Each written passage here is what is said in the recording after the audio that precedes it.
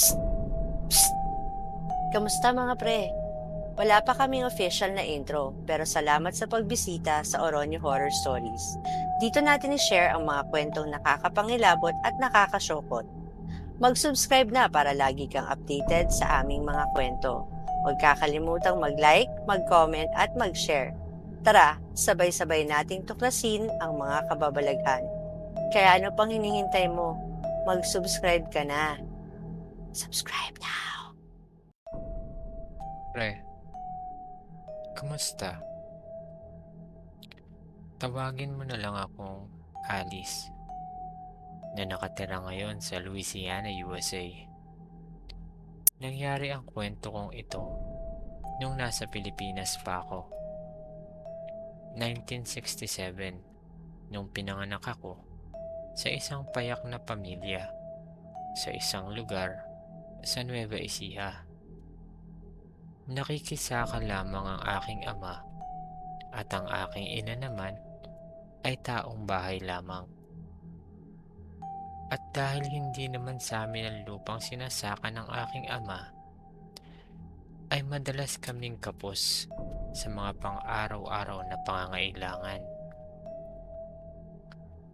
Bagamat salat sa buhay, ay pilit pa ring itinaguyod ng aking mga magulang ang aming kabuhayan. Nakapagtapos ako ng sekundarya at bala ko sanang kumuha ng kursong sekretarial.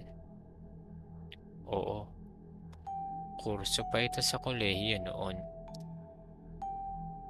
Kaso, sa kasamaang palad, tinamaan ng karamdaman sa baga ang aking ama. Tuberculosis. Noong 80s, walang libreng gamot para sa TB. Kung meron man, ay may kamahalan. Takot ang mga tao noon sa sakit na to dahil marami nang namatay, lalo na't hindi maagapan. Tumigil sa pagsasaka si tatay. Si nanay naman, tumanggap na lamang ng labada upang may mapagkakitaan. At dahil nga pare-pareho lamang na magsasaka ang aming mga kapitbahay, ay hindi naging sapat ang kita ni nanay.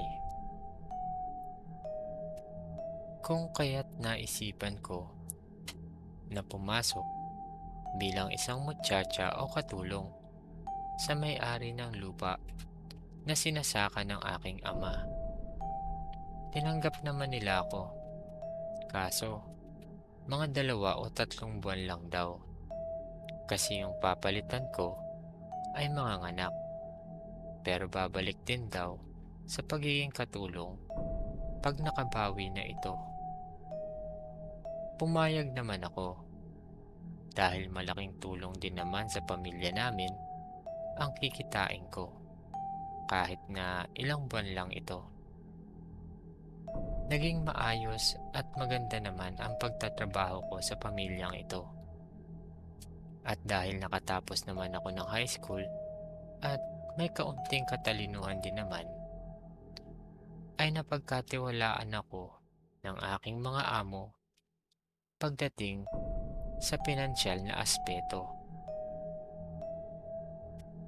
4 na buwan din akong naging katulong sa bahay ng mga amo ko bago bumalik ang katulong na pinalitan ko.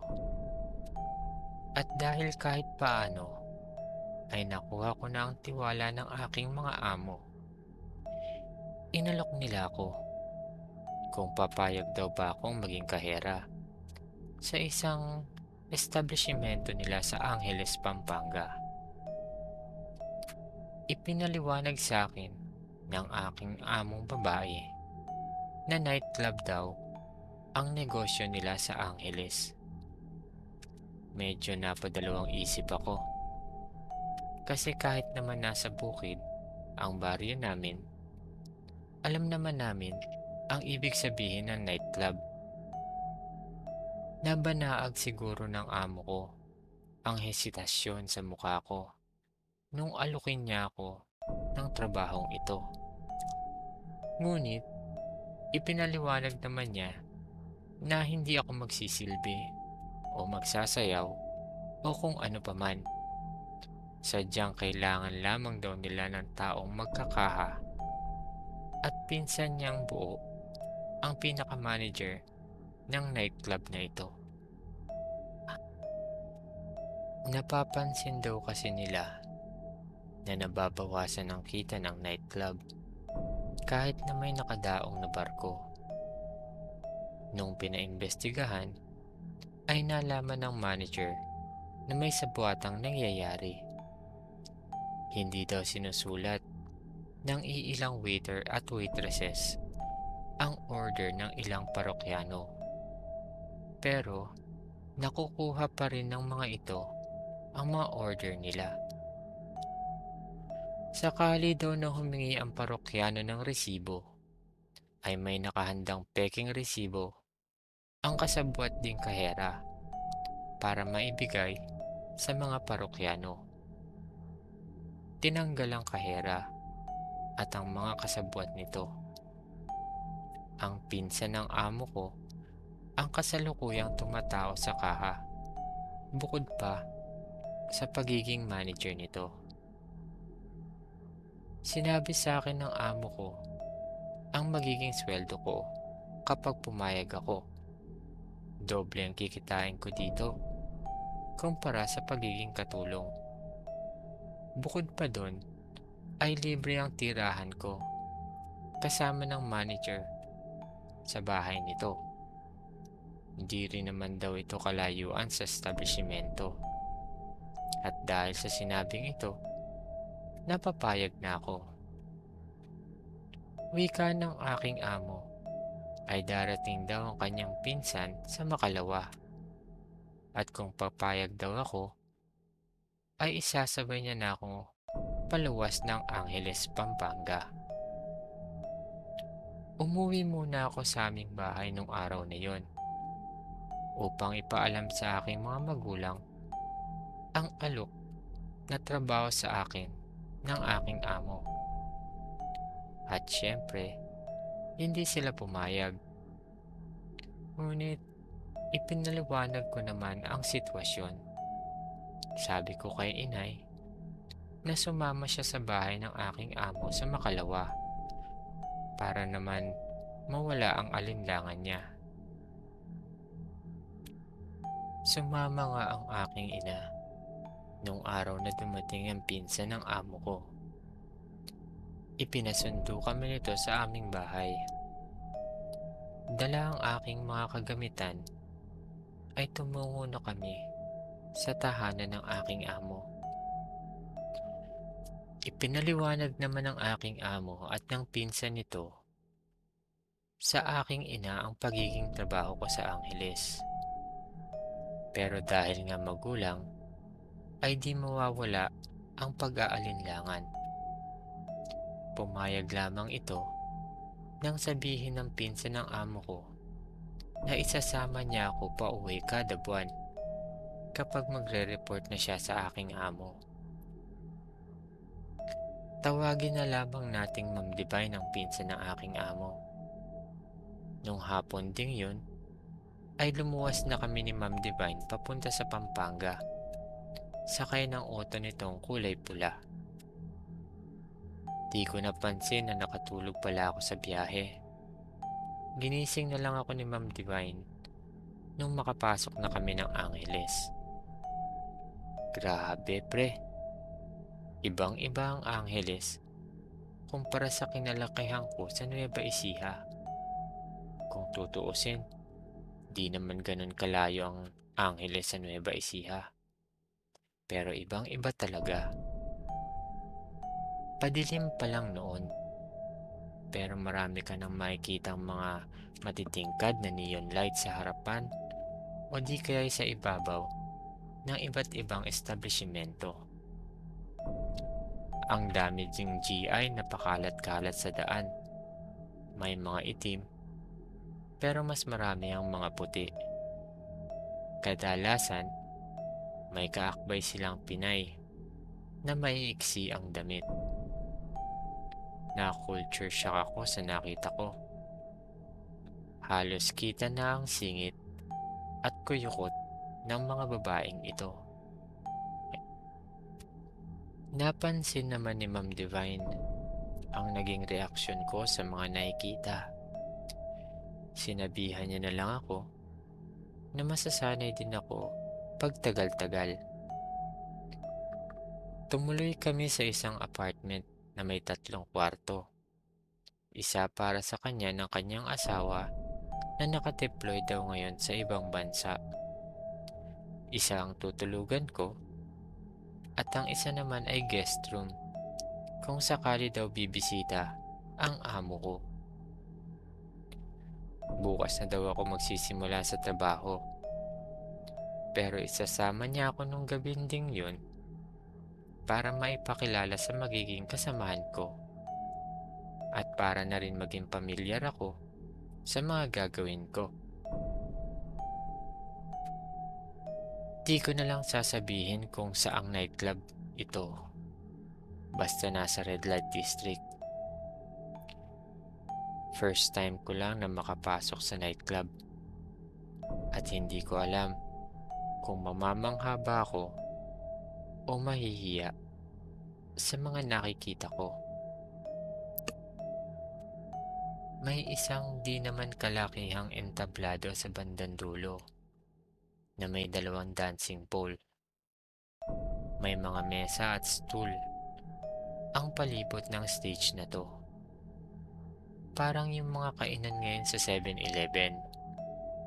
Tapos, may mga mesang bilog at kwadrado kung saan mauupo at magiinuman ang ibang parokyano. May isang hagdanan na paakyat. Papunta daw ito sa mga VIP rooms. Doon daw nagaganap ang mga private shows ng mga agogo dancers. At dahil bukas na ang nightclub nung dumating kami, ay may mga nagpe-perform na sa entablado. Nakatanga ang mga ito at mapang-akit na nagsasayaw sa harap ng mga manonood nitong Amerikano. Ang mga silbidora o waitresses naman ay naka Playboy bunny suit na may headband pang tenga ng kuneho. Malapit sa pintuan ng kaha, kung kaya't doon na kami dumiretso. Tinuruan ako ni Ma'am Divine sa mga kailangang gawin. May listahan ng mga presyo ng alak, sigarilyo, at pulutan. Pati ladies drink at VIP rooms. Pinakilala rin ako sa mga waitresses. Inalista daw kasi ang mga waiters nung panahong iyon. Pagkatapos sa kaha, ay dumiretso naman kami sa employees lounge or room. Ipinakilala din ako ni Ma'am Divine sa iilang agogo dancers na nasa loob. Yung isa pa nga, walang suot na pang itaas nung nagpakilala sa akin kasi nagbibihis ito. Nagtagal ako ng 2 oras bago ako hinatid ni Ma'am Divine sa bahay na tutuluyan namin. Binilinan niya ako na kumain na lamang daw pag gutom na ako at magpahinga dahil tatao pa daw siya sa kaha kung kaya't siya ay umalis na. 5:00 ng umaga ay nakarinig ako ng pagkatok ni Ma'am Divine sa may pinto. Dali-dali naman akong tumayo at pinagbuksan siya. Nakalimutan daw niya ang susi. Nung umalis siya kagabi kakamadali. At dahil umaga na rin naman, nag-almusal na kami ni Ma'am Divine. 6 to 3 daw ang magiging pasok ko mamayang gabi. May 1 hour break. Pero depende pa rin daw kung marami pang parokyano. Pagkatapos mag-almusal, ay pumasok na si Ma'am Divine sa kanyang kwarto upang matulog. Pero bago isara ang pinto, ay sinabihan niya ako na sanayin ko na raw ang sarili ko sa pagpupuyat. Naging maayos naman ang unang araw ko. Medyo nailang nga lang sa mga sexing suot ng mga waitress at sa mga sexing pagsasayaw ng mga agogo dancers. Lalo ako nawindang nang pumatak na ang alauna ng madaling araw. Bigla kasing namatay ang ilaw at ang tugtog. Akala ko brown out. Nang biglang bumukas ang spotlight at tumutok sa isang babae na papasok ng stage. Grabe ang sexy ng suot niya at para bang walang buto sa katawan nung sumasayaw na. Ilang sandali pa ay unti-unti na niyang hinubad ang kanyang pang-itaas na saplot habang sumasayaw. Hiyawan naman ang mga manonood. May mga parokyanong nagsisingit ng pera sa garter ng panty niya. Pero nung hinubad niya na ito, ay bibig na ang gamit niya sa pagkuha ng pera mula sa mga nag-aabot nito. Grabe ang windang ko. Nung natapos yung una, ay akala ko tapos na talaga. Yun pala ay may mga kasunod pa. Umabot din ng 1 oras ang pagpapapalit-palit na magsasayaw ng mga babae sa entablado. Nung tapos na ang mga naghuhubad, pansin ko na lang na kasama na ni Ma'am Divine ang mga nagsayaw sa stage at inihatid ito sa iba't ibang lamesa. Maya-maya pa ay may paisa-isang umakyat papuntang VIP area. 3 na halos magkakasunod. Maya-maya pa, may isa pa. Tapos, isa pa ulit. Fully booked na daw ang VIP rooms. Consumable naman ang ibabayad dito. Drinks, food, at room. Iba pa yung ibabayad o tip sa babaeng kasama nito. 4:00 na nung lumabas ang huling customer ng nightclub. Palitan na ng mga suot at isa-isa nang umuwi ang mga waitresses at mga dancers. Yung iba pa nga susuray-suray na, halatang lasing. Habang naglilinis sa mga janitor, ay nagkukwenta naman ako ng kaha na natapos mga 30 minutes siguro. May sobra pa nga 50 kasi may nagtip sa akin na puti kaninang bago siya umalis. Almost 5 AM na kami nakauwi nung araw na ito. Mabilis lamang ang oras sa nightclub. Nasanay na rin ako sa mga kalakaran. Nawala na rin ang pagkailang ko sa unang linggo ng aking pagtatrabaho. Di ko namalayan na mag-iisang buwan na pala ako sa trabaho. Ibinigay na sa akin ni Ma'am Divine ang sahod ko. Total, may mga tip naman ako nakukuha paminsan-minsan na ginagamit kong panggastos, kaya't binuo ko na lang ang sahod ko pang 1 buwan. Libre ang pagkain ko sa nightclub, kaya halos wala talaga akong pinagkakagastusan. Isang araw, dumiretso na kami sa Nueva Ecija pagkatapos ng trabaho kasi kailangan na namin mag-report sa amo ko. Ibinigay namin ang sales figures at ako pa nga ang pinagpaliwanag. Natuwa ang mga amo ko sa report namin dahil di hamak na mas malaki daw ang kinita namin ng buwan na iyon kumpara sa mga nakalipas na buwan. Pinayagan naman ako ni Ma'am Divine na umuwi muna sa aking mga magulang at kinabukasan na daw kami ng hapon babalik sa Pampanga. Namili muna ako ng pasalubong sa bayan bago ako dumiretso sa aming tahanan. Tuwang-tuwa ang aking magulang at kapatid nung nakita ko. Ibinigay ko sa kanila ang halos buong sahod ko upang pambili nila ng pangangailangan at panggastos. Ibinalita rin nila sa akin na binibigyan pala sila ng amo ko ng tulong sa gamot para mas mapabilis ang paggaling ng aking ama. Basta, masaya ang araw na yon. Kinabukasan, pagkatapos ng tanghalian, ay nagpaalam na ako sa aking mga magulang at kapatid at tumungo na sa bahay ng aking mga amo upang bumalik na sa Pampanga kasama ni Ma'am Divine. Ganun ang naging routine ko.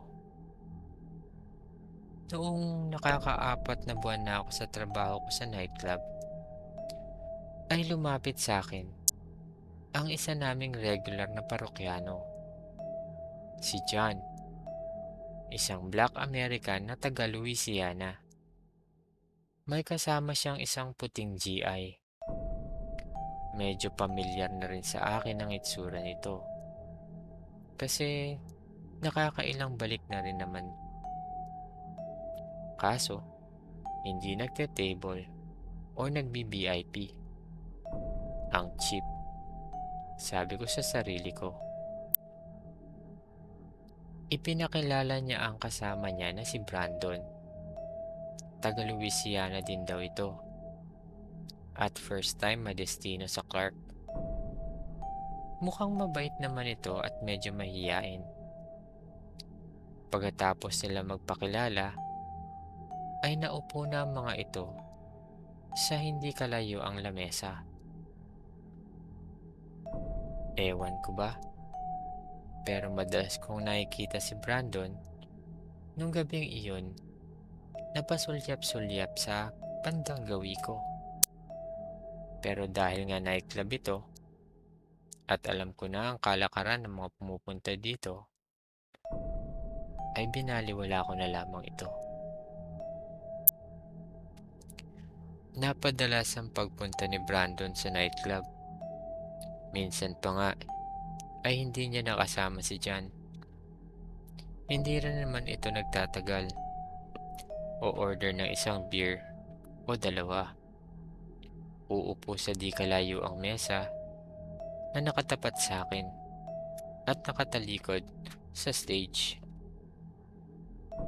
Napansin din pala ni Ma'am Divine ang ginagawa ni Brandon. Hanggang isang beses nga ay tinawag ni Brandon si Ma'am Divine at nag-usap na parabang nagbubulungan. Pagkatapos nito ay umalis na rin si Brandon. Lumapit naman sa akin si Ma'am Divine ilang minuto pagkaalis ni Brandon. Nagpapaalam daw ito kay Ma'am Divine kung pwede daw ba akong dalawin sa tinitirahan namin.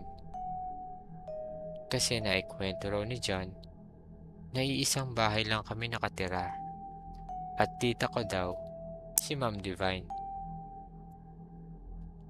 Sinabi na lang niya kay Brandon na itatanong niya daw muna sa akin. Napangiti si Ma'am Divine. Sabi niya, iba daw ang vibes niya kay Brandon. Mukhang matino. Kasi bakit kailangan niya pang magpaalam kung bibisita lang din naman sa bahay. Isang araw, rest day ni Ma'am Divine. So ako mag-isa ang uuwi. At dahil malapit lang naman, nagpasya na lang akong maglakad. Hindi nakakatakot maglakad sa part ng Angeles sa panahong ito. May mga MP na nagbabantay kung sakaling may gulo. Paglabas ko ng nightclub, nakita ko na lang si Brandon na may dalang bulaklak. Para sa akin daw yon. At kung papayag daw ako, ay ihahatid niya ako hanggang sa bahay namin. First time lang nangyari sa akin yun, kaya kinilig ako. Pumayag naman ako na ihatid niya. Kasi dala ko yung perang benta namin nung gabing iyon. Kung baga, nagka-bodyguard ako bigla. Nung nasa tapat na kami ni Brandon ng bahay, ay nagpaalam na ito. Subalit bago pa siya makaalis, ay may nagbukas na ng pintuan. Nandun si Ma'am Divine. Napangiti ito sa akin. Bago tinawag si Brandon na tumuloy muna upang makapag-almusal.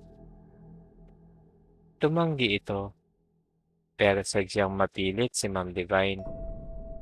Kaya pumasok na rin siya at nag-almusal nga kami. Habang kumakain, ay nagtanong-tanong si Ma'am Divine tungkol kay Brandon. Parang interrogation ang nangyari. Nung matapos ang almusal, ay tuluyan ang nagpaalam si Brandon. At ngumiti naman si Ma'am Divine at nagwika. I have a good feeling about Brandon. In short, niligawan ako ni Brandon.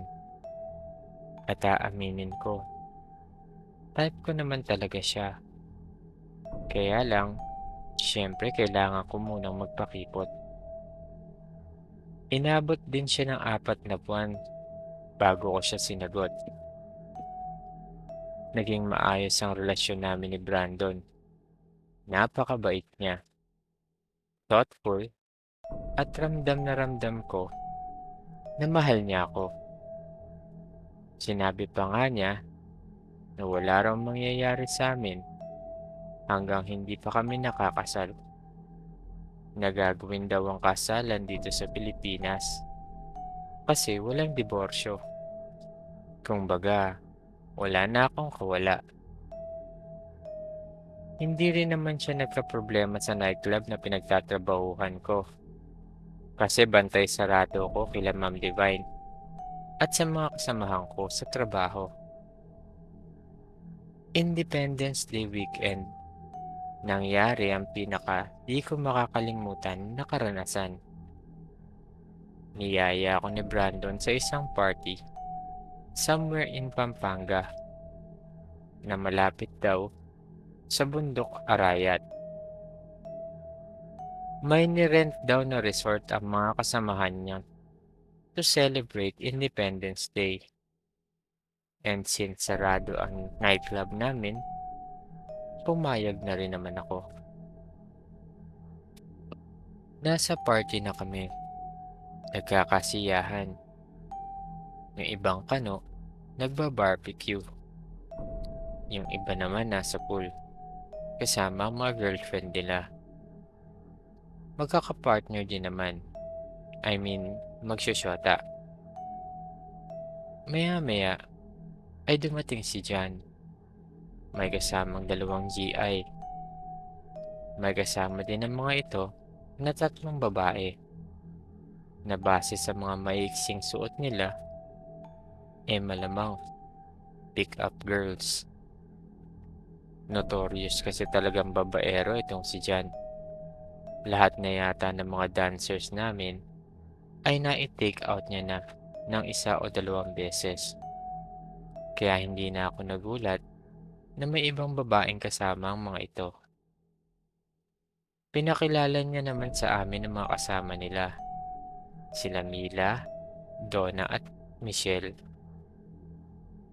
Mukhang native Kapampangan kasi local dialect ang usapan nilang 3.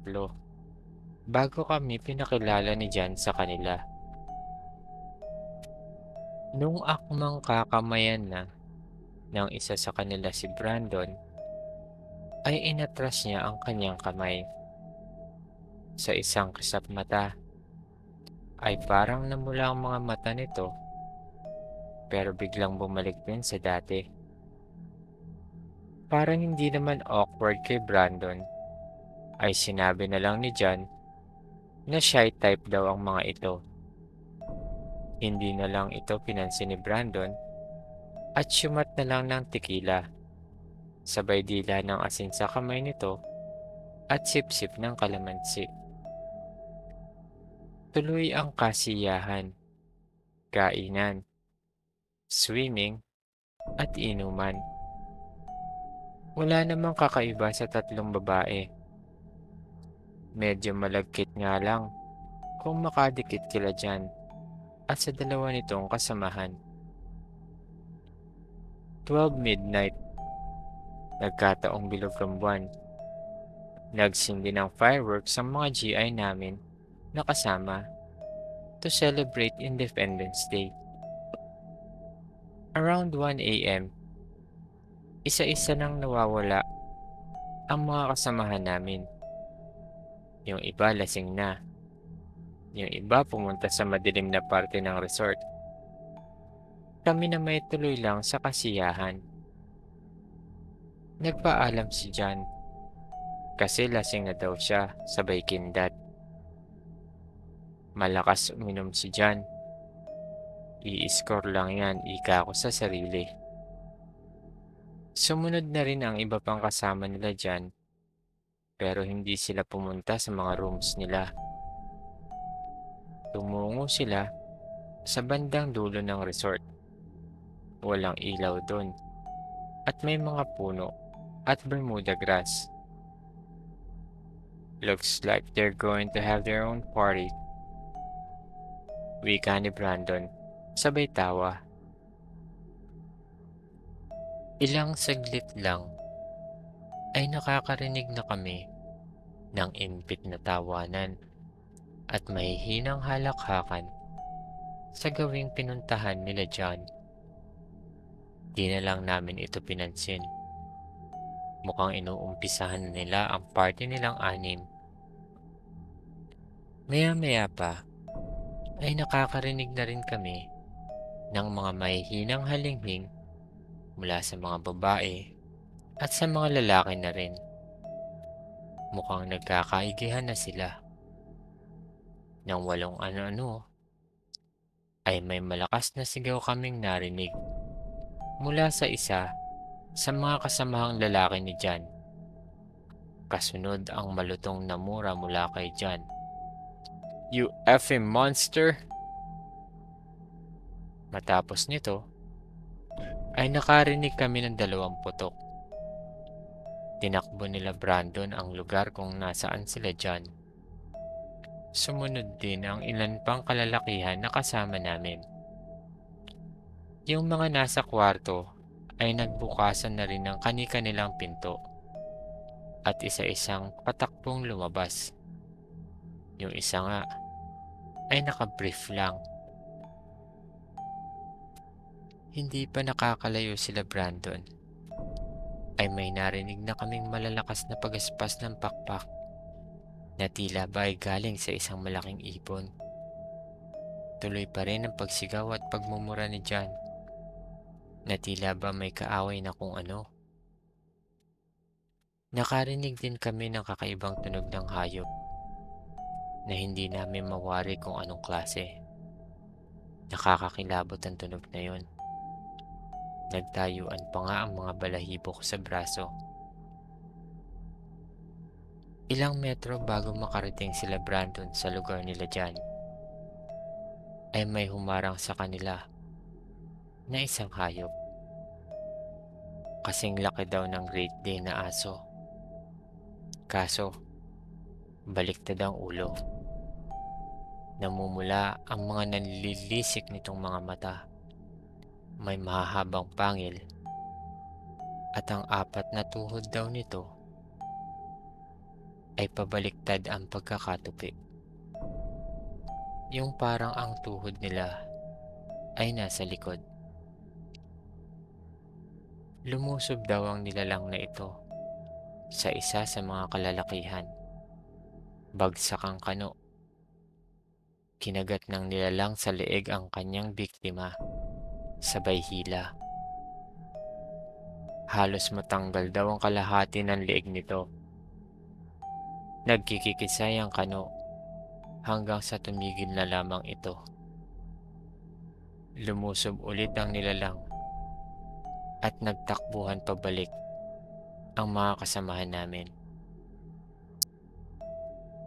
May nasunggaban na naman ang nilalang na ito at nang akma ng kakagatin ang panibago niyang biktima ay may isang malakas na putok ang narinig namin.